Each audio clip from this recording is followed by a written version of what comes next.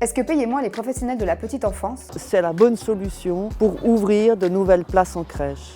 À Genève, il existe des usages professionnels qui sont au fond les conditions de travail au-dessous duquel on ne peut pas descendre. les usages permettent de garantir la qualité de l'accueil pour les enfants dans les crèches, mais aussi des conditions de travail pour les travailleurs et les travailleuses. Et pourtant, ce n'est pas suffisant. Travailler en crèche, c'est exigeant. En nous confiant vos enfants, nous en avons la responsabilité au quotidien.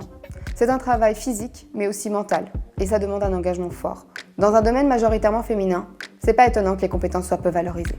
Le 9 juin, nous votons sur une modification de la loi sur l'accueil préscolaire qui va permettre de baisser les conditions de travail du personnel. Ça permettra effectivement à certaines crèches de faire de la sous-enchère et de payer des éducateurs et des éducatrices de l'enfance en dessous, à savoir au salaire minimum légal. Bien évidemment, c'est beaucoup plus bas que ce qu'on est payé aujourd'hui. C'est déjà difficile de trouver du personnel qualifié.